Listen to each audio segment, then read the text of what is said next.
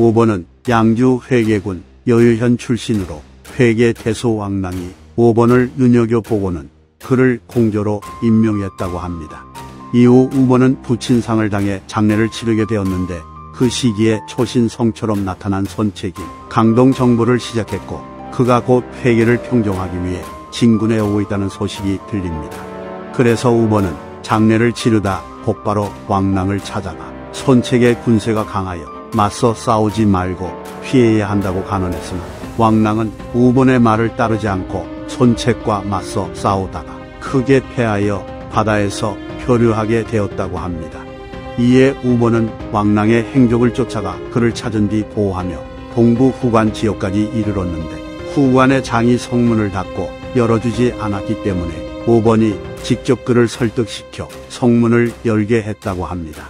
이렇게 우번은 주군인 왕랑을 위해 고군분투하였으나 왕랑은 그런 우번의 모습이 안타까웠는지 그대에게는 노모가 계시니 집으로 돌아가시오 라고 말하였고 그리하여 우번은 왕랑과 헤어져 회계 지역으로 돌아왔다고 합니다. 우번이 회계로 돌아오자 손책은 직접 우번을 찾아가 그를 친구로서 예우했고 공조로 임명했다고 합니다. 이와 같은 손책의 배려에 우번도 손책을 위해 여러 번 조언을 해주었는데 손책이 최소한의 수행원들과 함께 말을 달려 사냥을 하는 것을 좋아하며 즐기자 우번은 손책에게 명국께서 가볍게 무장하고 외출하여 은밀히 행동하시어 수행하는 관리들이 경비할 틈이 없으니 그들은 이 문제로 항상 고심하고 있다 합니다. 백성들의 군주가 된 자는 장중하지 않으면 위험이 생길 수 없습니다. 그리고 원컨대 안위를 생각하여 유의하십시오 라고 조언합니다. 그리고 위서에 따르면 손책이 산월족을 토벌하여 적의 우두머리를 죽인 뒤 수하들에게 한 명도 빠짐없이 적을 추격하라고 명하고는 홀로 우번을 만나 산중에서 논이뤘는데 이에 우번이 수행원들이 어디 있냐고 묻자 손책은 모두 적을 추격하러 보내소 라고 대답합니다. 그러자 우번은 깜짝 놀라며 손책을 말에서 내리게 한 뒤 여긴 풀숲이라 위급한 상황에 처하면 말로는 본진에 다다를 수 없기 때문에 말을 끌고 가야 합니다. 명부께선 시위에 활을 먹이고 걸어가십시오. 이 우번은 창을 다루는데 일가견이 있기 때문에 제가 앞장서겠습니다 라고 말한 다음 손책을 호위했다고 합니다. 그리고 곧 평지가 나오자 손책에게 말에 오르라 권했고 이에 손책이 경은 말도 없이 어떻게 하겠다는 것이오 라고 묻자 이 우번은 걷는데 도가 터 하루에 300리도 걷습니다. 명부께서 시험 삼아 말을 달려보십시오. 이 우번은 걸음으로 말을 따라가며 말소리를 들을 수 있습니다 라고 말했다 합니다. 강표전에 따르면 손책은 황조를 토벌하면서 돌아오는 길에 예장을 점령하고자 하였는데 그 전에 우번을 불러서 예장 태수인 화엄은 명성은 있으나 나의 상대는 되지 못하오. 그렇다 하더라도 그가 성문을 열지 않고 버틴다면 피해가 없을 수 없으니 경께서 나의 뜻을 그에게 전해주길 바라오 라고 말하여 화엄을 설득하라는 명을 내립니다.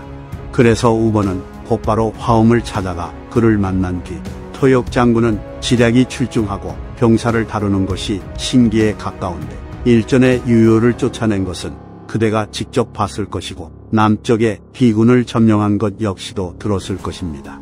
지금 물자와 군량이 부족한 것을 알면서도 고성을 지키려 한다면 나중에 후회해도 어쩔 수 없을 것입니다. 그리고 지금 대군이 이미 초구에 주둔하고 있고 저는 곧 내일 돌아가니 내일 안에 영접하겠다는 경문이 도착하지 않는다면 그대와 이별을 하게 될 것입니다 라는 반협박에 가까운 발언을 하고는 떠났다 합니다. 결국 화엄은 다음 날 날이 밝자마자 성에서 나가 사절을 보내 손책을 영접했고 이에 손책은 화엄을 상빈의 예로서 대우해 주었다고 합니다. 손책이 암살자들에게 죽임을 당하게 되자 각 지역의 수많은 관리들이 임지를 떠나 장례식장으로 달려가려고 했다 합니다. 하지만 우번은 사람들에게 만약 관리들이 임지를 비우게 되면 산월족들이 변란을 일으킬 것이니 임지를 지켜야 할 것입니다 라고 말하고는 스스로 임지에 머물며 손책을 위해 상복을 입으니 다른 관리들도 우본을 따라했고 이로 인해 각 지역이 혼란에 빠지지 않았다고 합니다.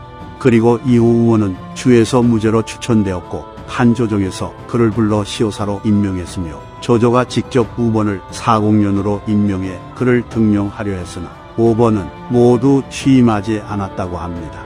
오서에 따르면 우본은 조조가 자신을 등용하려 하자 도적이 남는 재물을 사용해 훌륭한 집안을 더럽히고자 하는가 라고 말하며 끝까지 거절하고 받지 않았다 합니다. 여몽은 관우를 토벌하기 전 그를 속이기 위해 질병을 핑계로 건옥으로 잠시 돌아왔고 이때 우본이 의술에 정통하다는 이유를 들어 그를 관우정벌전에 참가시키길 원했는데 이로 인해 우본도 관우정벌전에 참가하게 됩니다. 오서에 따르면 여몽의 군대가 몰래 진격하여 공안에 도달했을 때 총나라 장수 사인이 투항하지 않고 끝까지 맞서 싸우려 하였기에 여몽은 우본에게 그를 설득하라는 명을 내립니다. 그리하여 우본은 사인을 찾아가 그와 대화를 나누려 했으나 사인은 만나는 것 자체를 거부하였고 이에 우본은 서신을 보내 현명한 자는 화가 싹트기 전에 대비하고 지혜로운 자는 장차 위험이 닥치려 할 때 근심거리를 헤아리는 법이니 득실을 알면 가히 다른 사람을 위할 수 있고 전망을 알면 좋기 길흉을 분별할 수 있습니다. 대군이 행군하였으나 척후가 행해지지 않고 봉화가 오르지 않았으니 이것은 하늘의 뜻이 아니라면 필시 내응이 있었다는 것입니다. 장군은 미리 때를 보지 못하고 홀로 험묘한 성을 지키며 항복하지 않으니 죽도록 싸워봤자 가문만 망치고 제사가 끊겨 천하의 조롱거리가 될 것입니다. 라는 내용을 전달했고 이 서신을 본 사인은 눈물을 흘리며 항복을 했다고 합니다. 이렇게 공안을 점령한 여몽의 군대는 이어서 남군으로 향해 진격해 들어갔고 남군에 도착하자 미리 내용하기로 했던 남군 태수 이방이 성문을 열고 나와 항복을 합니다. 그러자 여몽은 아직 남군을 완벽히 점령하지 않았지만 이미 승세가 기울었다고 생각해 성 밖의 광장에서 축하연을 열었는데 우본이 여몽에게 지금 진실로 투항한 자는 미방뿐이니 성 안에 있는 사람들을 어찌 전부 믿을 수 있겠습니까? 어찌하여 신속하게 성 안으로 들어가 성의 권력을 잡지 않으십니까? 라고 말했기에 여몽은 축하연을 중단하고 곧바로 우본의 말을 따랐다고 합니다.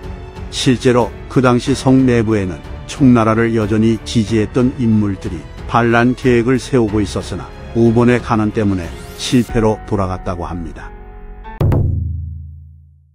오나라가 남군을 점령했던 당시 위나라 장수 우금은 관우의 포로가 된 채로 남군에 잡혀 있었는데 이 사실을 알게 된 선권은 우금을 풀어주고는 포로가 아닌 손님으로 대우해 주었다고 합니다. 어느 날 선권과 우금이 나란히 말을 타고 외출을 했는데 곁에 있던 우본이 갑자기 급발진을 하며 그대는 투항한 포로 주제에 어찌 감히 우리 주군과 말머리를 나란히 하느냐 라고 우금을 꾸짖은 뒤 그를 채찍으로 때리려 하였기에 선권은 우본을 질책하며 그를 말렸다고 합니다.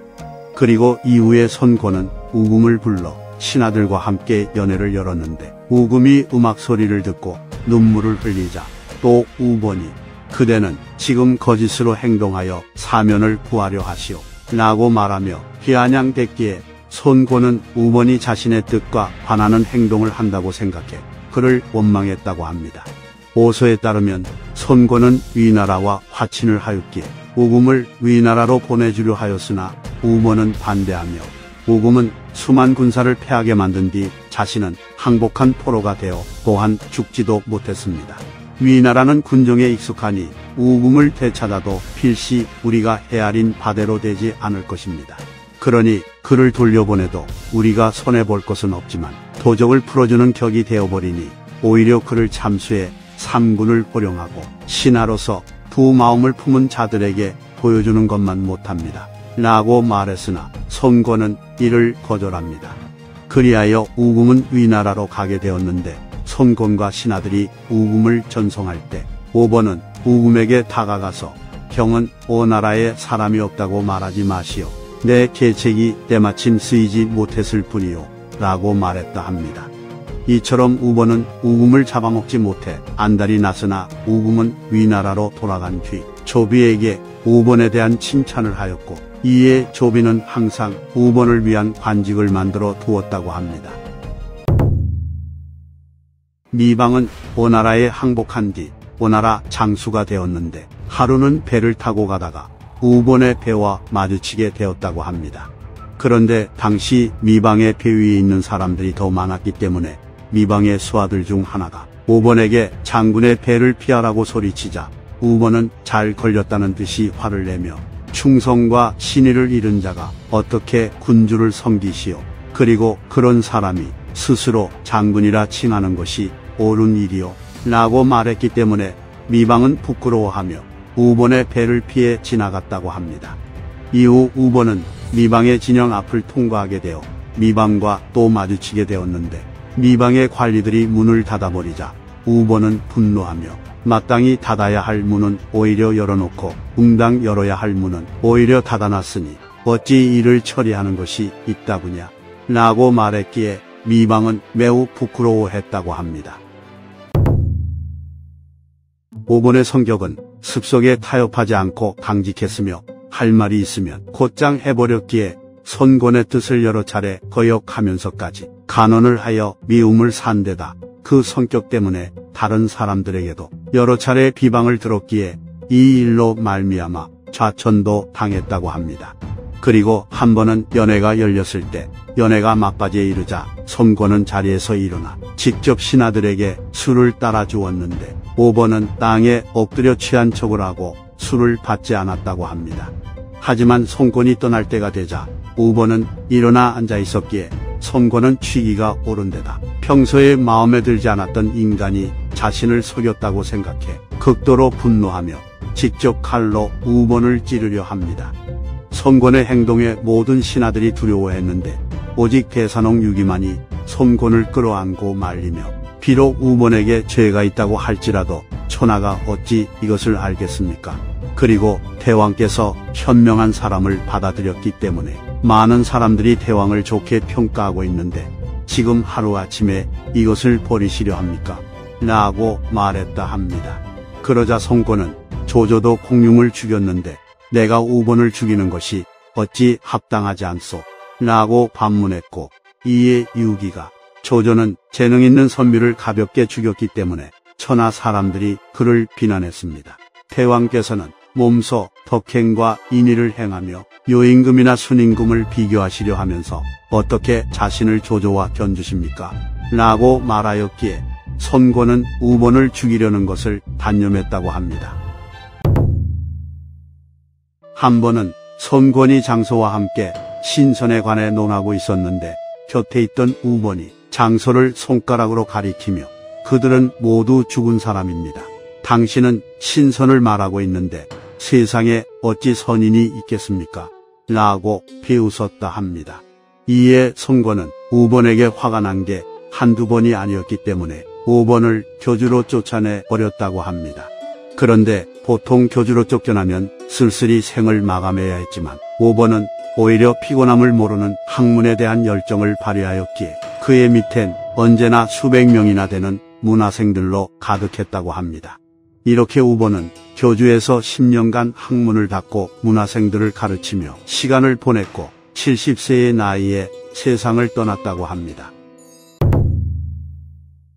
성격 때문에 적이 많은 우본이었지만 은근히 인싸 기질이 있어 여러 인물들과 친분을 쌓았는데 타국에 있던 공룡과도 편지를 주고받으며 자신의 학문을 평가받았고 자신보다 한참 어렸던 육족과도 우위를 나눴기에 나이와 국적에 상관없이 교류를 했던 것으로 보입니다.